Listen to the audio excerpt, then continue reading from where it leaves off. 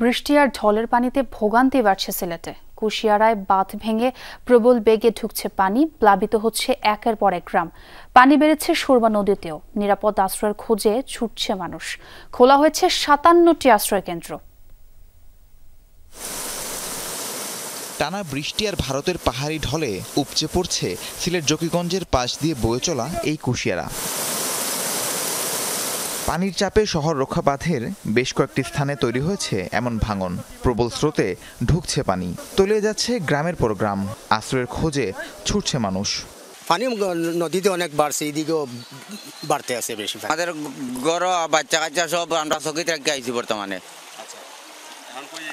এখন যাইরা আমার বাইরের বাড়ি যদি কিছু চাউল পাই বাইরের কাছ থেকে আনতাম। শ্রীলঙ্কা আবারও রপ্তানিতে শীর্ষে। আশ্রয় কেন্দ্রে সার্বিক ব্যবস্থাপনা নিয়ে অভিযোগ করছেন কেউ কেউ।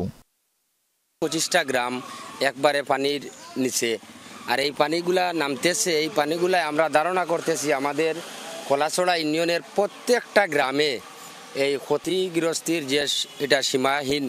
সরকারি উদ্যোগ চোখে না পড়লেও বাঁধের ভাঙন ঠেকাতে আপ্রাণ চেষ্টা চালাচ্ছে স্থানীয়রা।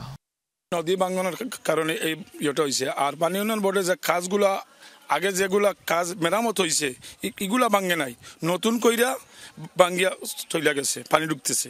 তবে উপজেলা প্রশাসন বলছে সব ধরনের প্রস্তুতির কথা। আমাদের যে নর্মাল যে বিপদসীমা থেকে প্রায় 2 মিটারেরও বেশি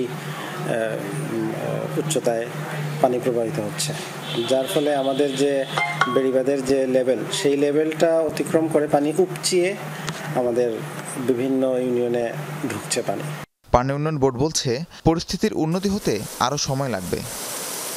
রাহিম সারোয়ার, যমুনা নিউজ। দর্শক, প্লাবিত এলাকায় আছেন আমার সহকর্মী মাহবুবুর রহমান রিপন।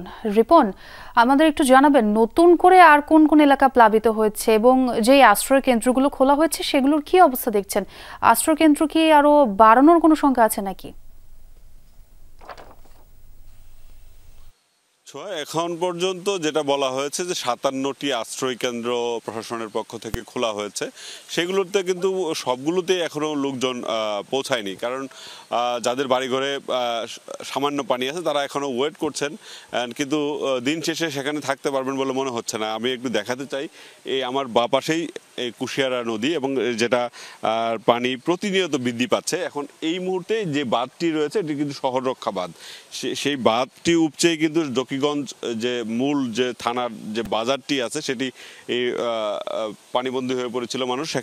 সেখান থেকে এখানকার স্থানীয় লোকজন এই এরকম বস্তা দিয়ে এই বাঁধটিকে তারা রক্ষা করেছেন, যাতে করে প্রবল বেগে পানি প্রবেশ করতে না পারে। এবং তারপরেও কিন্তু এর আশেপাশের যে বাড়িঘরগুলো আছে সেগুলোতে পানি ঢুকে পড়ছে। এবং এখানকার জনপ্রতিনিধিদের তথ্য মতে ইতিমধ্যেই প্রায় 25টির মতো গ্রাম কিন্তু প্লাবিত হয়েছে এবং 25টি গ্রামের মানুষ তাদেরকে আশ্রয় দিতে হবে প্রশাসনকে। এবং প্রশাসনের পক্ষ থেকে বলা হচ্ছে তাদের কাছে পর্যাপ্ত ত্রাণের মজুদ রয়েছে। কিন্তু আমরা যে সকল আশ্রয় কেন্দ্রে গেলাম সেখানে কিন্তু এখন পর্যন্ত খাবারের কোনো ব্যবস্থা এখনো হয়নি।